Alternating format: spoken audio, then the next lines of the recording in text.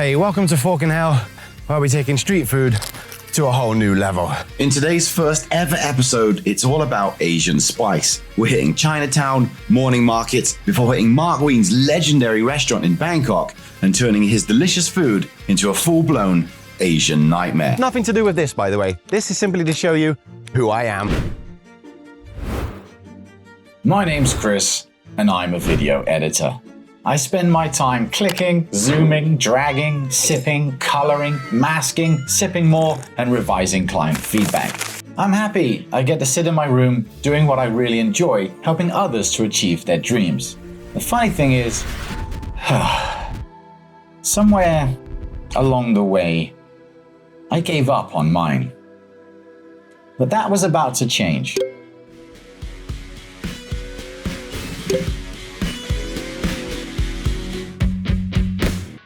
On the open road, it's so inviting. On the open road, that's where you find me. Straight through the night, no matter where we go. It's good for the soul right here on the open road. Well, it's always good to have a backup dream. I'll see you in Fork in Hell.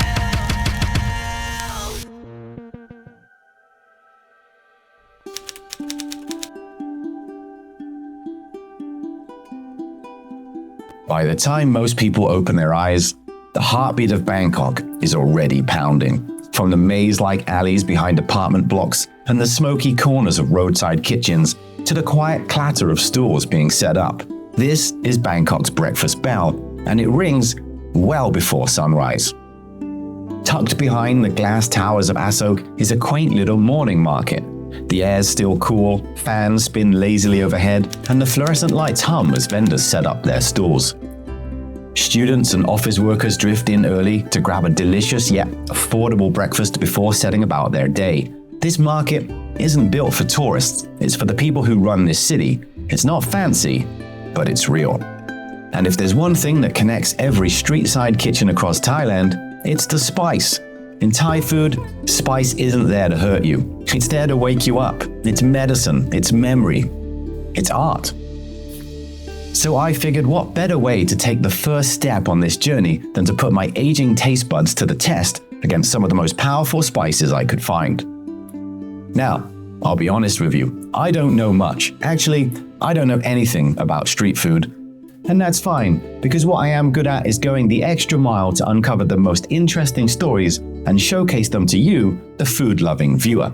So if you're watching this, welcome, and I truly hope you enjoy what's coming next.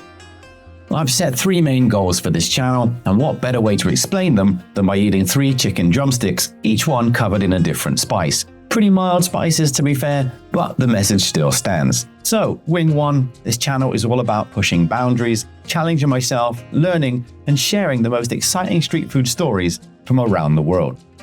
A big thanks to this guy, by the way. I clearly wasn't prepared by getting some napkins, and yeah, Thai people, always going out of their way to help. What a country. Wing 2, yes, I want to promote the incredible street food tour experience called a Chef's Tour. They know way more about street food than I ever will, but hey, more on them later. And Wing 3, in any way we can, we're going to get the attention of Mark Wiens. It's always good to meet your heroes, and he knows more about street food than anyone. As thrilling as it is to watch some random guy eat 3 disappointingly mild chicken wings, I was still hungry, so I kept wandering around the market, and that's where I found this guy. A lovely man who was frying up what I can best describe as an American-style donut if you remove the shape, skip the sugar, and probably about the same amount of oil. His twist, they serve it with this thick, sweet green coconut sauce. Breakfast comfort level, elite. Honestly, it was hotter than those wings. Like physically hot. And with that snack handled, it's time to move us to Chinatown, where things get painful.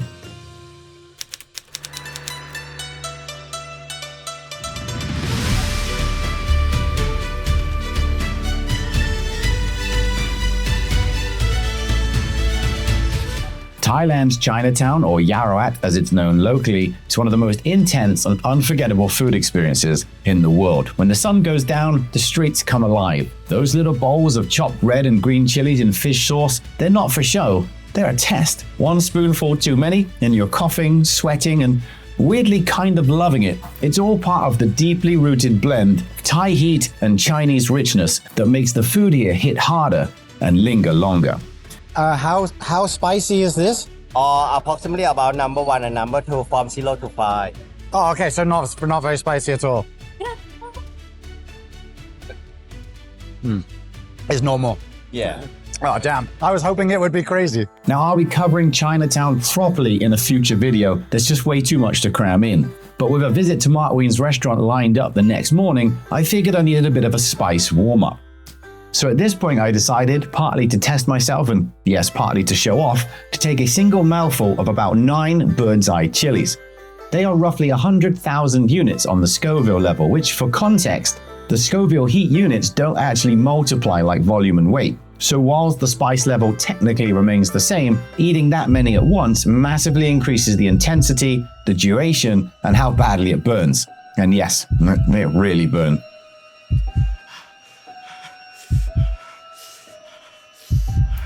Well, I wouldn't subscribe either, to be fair. A huge thanks to Chai, our guide for the evening, and to a chef's tour for patiently putting up with my spicy misadventures.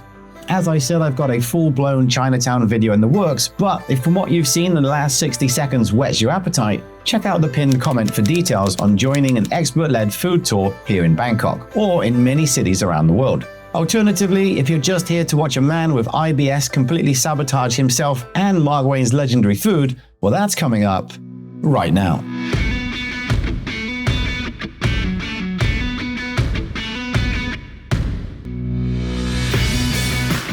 So we've made it to Mark's restaurant. I don't know why it took so long. I can see my condo from over there. So let's find out what they have and get inside.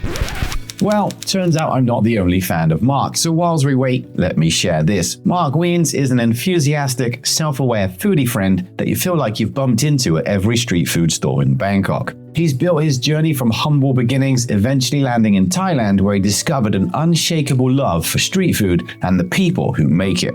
He's no food critic ticking boxes, he's a storyteller, genuinely trying to help you feel the respect he has for every vendor and every dish. And this is his signature restaurant in Eka Mai. It's a full-on tribute to that love of bold, authentic Thai food, spice, and spoiler alert, his food is really delicious. I grabbed the chicken very less spicy Very less spicy. and a Coke Zero. Coke Zero. Sorry, with an extra egg. And a number 5 very spicy, very spicy with an extra egg as well. Chicken. Pork.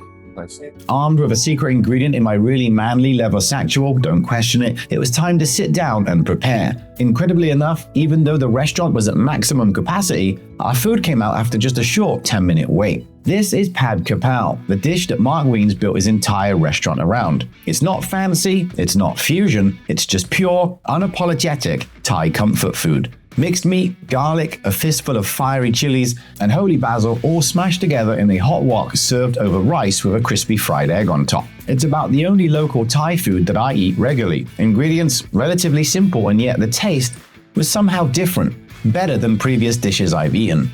It just goes to show that Mark, he's taken the same street food soul and turned it into something seriously good. So it was my turn to turn it into something seriously regretful. So the level 5 spice isn't very spicy at all.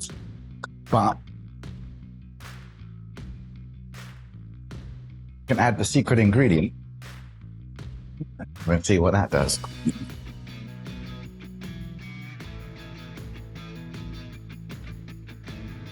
Used to just add a tiny little bit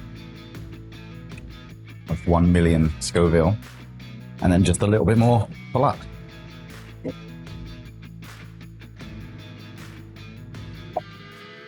This is now 5 spice, I guarantee you.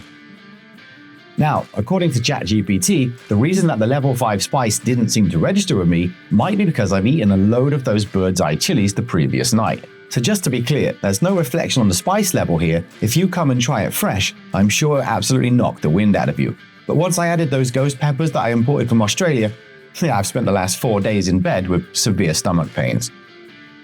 Surprisingly, it tastes like the best meal I've eaten today. I have no regrets.